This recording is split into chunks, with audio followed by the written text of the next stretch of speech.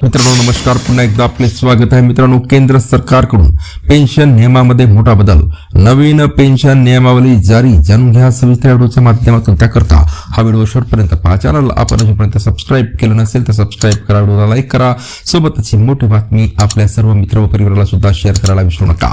तर मित्रांनो, केंद्र सरकारकडून पेन्शन नियमामध्ये मोठा बदल करण्यात आला असून याबाबत नवीन पेन्शन नियमावली जारी करण्यात आली आहे। या नव्या नियमावलीत कर्मचारी आणि पेन्शनधारकांच्या मृत्यूनंतर त्यांच्या कुटुंबास पेन्शन मिळण्याच्या प्रक्रियेसंबंधी स्पष्ट मार्गदर्शक तत्त्वे दिली आहे।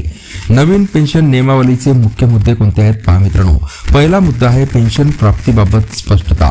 मित्रांनो, केंद्र सरकारने जारी केलेल्या सुधारित नियमावलीनुसार कर्मचारी किंवा पेन्शनधारक यांच्या मृत्यूनंतर पेन्शन कोणाला आणि कधी मिळेल याबाबत स्पष्ट नियम करण्यात आले आहे।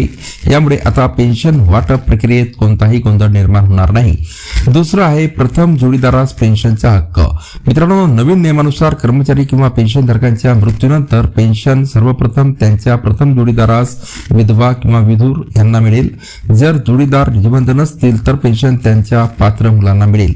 तिसरा पॉइंट आहे पालक किंवा अपंग भावंडांना हक्क।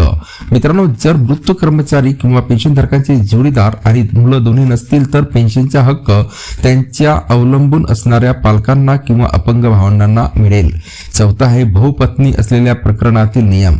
मित्रांनो, ज्या कर्मचाऱ्यांना 2 किंवा अधिक पत्नी आहेत अशा प्रकरणात पेन्शन रक्कम सर्व पत्नीमध्ये समान प्रमाणात विभागली जाईल। मात्र जर एखादी पत्नी अपात्र ठरली, उदाहरणार्थ कर्मचाऱ्यांच्या मृत्यूनंतर दुसरे लग्न केल्यास किंवा मुलांचा सांभाळ केल्यास, तर त्या पत्नीचा हक्क रद्द होईल आणि पेन्शनचा लाभ मुलांना दिला जाईल। आणि पाचवा आहे दुसरे लग्न झाल्यानंतर पेन्शन बंद। मित्रांनो, पेन्शन मिळवणारी विधवा पत्नी जर दुसरे लग्न करत असेल तर तिला पुढे पेन्शन मिळणार नाही। हा नियम स्पष्टपणे सुधारित पेन्शन नियमावलीत नमूद करण्यात आला आहे। या नव्या नियमामुळे पेन्शन वाटपातील वाद, विशेषतः बहुपत्नी आणि वारसांमधील प्रकरणात निर्माण होणारे गोंधळ मोठ्या प्रमाणावर कमी होण्याची शक्यता आहे। सरकारचा उद्देश पेन्शन प्रक्रिया पारदर्शक आणि सुलभ करणे हा आहे। पुन्हा भेटूया नवीन अपडेटसह पुढच्या व्हिडिओमध्ये। धन्यवाद।